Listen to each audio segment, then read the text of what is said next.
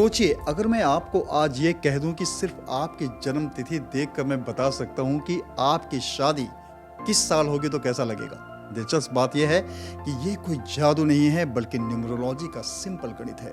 और मज़ेदार यह है कि जैसे ही आप ये फार्मूला सीखोगे, आप सबसे पहले अपने मम्मी पापा की शादी का साल चेक करो, फिर भाई बहन, कजिन्स, दोस्त, सबकी क्यूरियोसिटी जग जाएगी और आखिर में आप अपने लिए निकालोगे किस साल बैंड बाजा बारात बजेगी।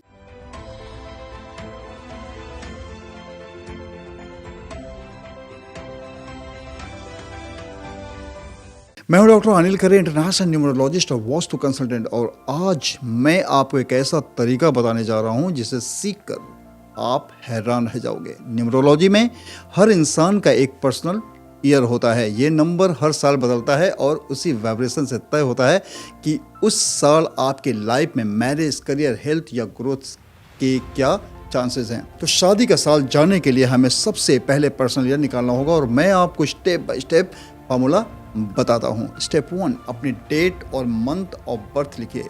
बर्थ ईयर की ज़रूरत नहीं है। स्टेप 2, जिस साल की शादी चेक करनी है वो पूरा ईयर ऐड कीजिए। स्टेप 3, सारे डिजिट्स को जोड़कर सिंगल डिजिट में रिड्यूस कर दीजिए और वही नंबर आपका पर्सनल ईयर होगा।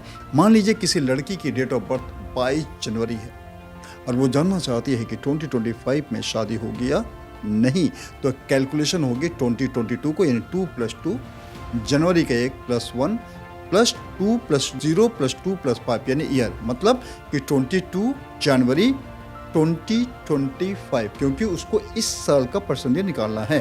तो जब हम इसको ऐड करते हैं तो आता है 14, यानी उसको रिड्यूस करके आता है 5, तो उसका पर्सनल ईयर 5 है। अब ये 5 मैरिज के लिए क्या बताता है वो भी अभी समझाता हूँ।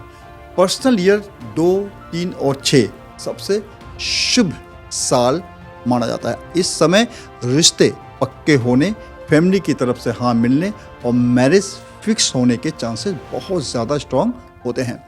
कह सकते हैं कि ये साल आपके लिए रिलेशनशिप और स्टेबिलिटी को लेकर आता है। अगर पर्सनल ईयर 7, 8 या 9 है तो शादी के चांसेस तो रहते हैं, लेकिन रास्ते में कुछ डिले, मिसअंडरस्टैंडिंग्स या छोटे छोटे हर्डल्स आ सकते हैं। एग्जाम्पल, बात ऑलमोस्ट फिक्स हो गई है लेकिन किसी रीज़न से लेट हो गई, या फिर बीच में ही थोड़ी टेंशन आ गई, यानी शादी तो हो सकती है लेकिन थोड़ी पेशेंस और एडजस्टमेंट की ज़रूरत पड़ेगी। अगर पर्सनल ईयर 5 आता है तो ये सिचुएशन थोड़ी मिक्स होती है। शादी भी हो सकती है लेकिन स्टार्टिंग के 2-3 साल पार्टनर्स को एडजस्ट करने में डिफ़िकल्टीज आती हैं। छोटी छोटी बातों में क्लैश हो सकता है या फिर लाइफ में कोई फास्ट चेंजेस आते हैं जिनसे दोनों के तालमेल बिठाने में टाइम लगता है। यानी ईयर 5 रिस्की भी है और लर्निंग वाला भी है। पर्सनल ईयर 1 और 4 शादी के चांसेस कम। ये साल ज़्यादातर करियर ग्रोथ, पढ़ाई, बिजनेस या पर्सनल अचीवमेंट्स के लिए अच्छा होता है, लेकिन शादी के लिए इतना सुटेबल नहीं है। कई बार इस साल रिश्ते की बात तो होती है लेकिन पक्की नहीं होती, या फिर बात बीच में रुक जाती है। आसान भाषा में समझे तो पर्सनल ईयर 2, 3, 6 शादी ऑलमोस्ट कंफर्म वाले साल, 7, 8, 9 शादी पॉसिबल लेकिन थोड़ी कठिनाई के साथ, 5 शादी हो भी सकती है लेकिन एडजस्टमेंट टफ रहता है, 1 और 4 फोकस ज़्यादा करियर और पर्सनल लाइफ पर होता है, शादी रेयर है। इसे आप पेरेंट्स, रिलेटिव्स पर टेस्ट करके एक्यूरेसी खुद देख सकते हैं। न्यूमरोलॉजी कोई पत्थर की लकीर नहीं है, ये पैटर्न्स और प्रोबेबिलिटी पर बेस्ड एक साइंस है।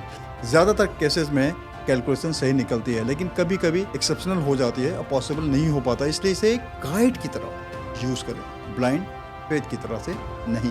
तो अब आपके पास फार्मूला है, जाइए और सबसे पहले अपने पेरेंट्स की शादी का साल चेक कीजिए, फिर भाई बहन, कजिन्स और फ्रेंड पर भी ट्राई कीजिए और फाइनली अपने लिए निकालिए आपकी शादी किस साल होगी।